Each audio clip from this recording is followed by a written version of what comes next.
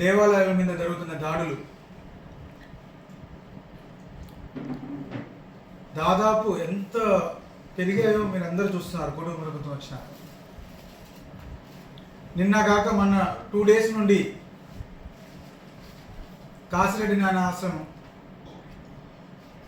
బద్వేల్ నియోజకవర్గంలో ఉన్న ఆశ్రమంలో అక్రమ కట్టడాలు ఫారెస్ట్ ల్యాండ్లో కట్టినారని చెప్పేసి ఈరోజు మొత్తం ధ్వంసం చేసుకుంటూ పోతున్నారు. ఈరోజు కాసిరెడ్డి నాయన ఆశ్రమం గురించి చెప్పాలంటే వాళ్ళు చేసే కార్యక్రమాలు ఎలాంటివంటే ఉచిత అన్నదానాలు, ముఖ్యంగా దాదాపు కొన్ని వందల చోట్ల, ఎందుకంటే మన ఆళ్ళగడ్డలోనే చూసినాం, చాలా చోట్ల ఉన్నాయి. ఈరోజు కోయిలకుంట్ల ప్రతి నియోజకవర్గంలో కూడా వాళ్ళ అన్నసత్రాలు పెట్టి ప్రజలకు ఉచితంగా అన్నం పెట్టడము, ముస్లిం వృద్ధులకి అందరికి కూడా ఎంతో కార్యక్రమాలు చేస్తున్నారు.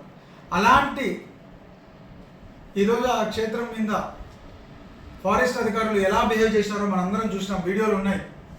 ఎంత రెక్లెస్గా మాకు ఆర్డర్స్ వచ్చినాయి. ఈరోజు ఎవరండి ఫారెస్ట్ డిపార్ట్మెంట్ ఎవరి చేతిలో ఉంది? ది గ్రేట్ పవన్ కళ్యాణ్ గారు, మన డిప్యూటీ సీఎం గారు. సార్ పవన్ కళ్యాణ్ గారు, మీరు ఏం చెప్పినారు తిరుపతిలో? మీరు ఏం మాట్లాడినారు? ఒకసారి మీరే వినండి, మీరు ఏం మాట్లాడినారు. ఎన్నెన్ని చట్టాలు తేవాలన్నారు హిందూ పరిరక్షణ కోసం. ఈరోజు మీరు ఏదైనా ఒక్కటన్నా మీరేం మాట్లాడినారో చూడండి.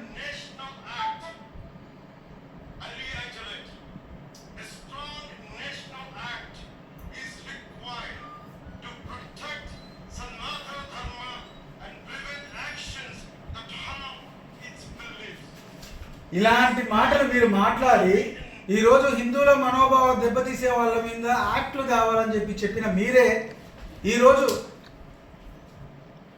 ఈ కార్యక్రమాన్ని మీ డిపార్ట్మెంట్ ద్వారానే జరుగుతుందంటే మీరు ఏంటి? ఈరోజు మేము డిమాండ్ చేసేది ఒకటే. నిన్న లోకేష్ గారు అసెంబ్లీలో మాట్లాడుతూ ఏమన్నారు?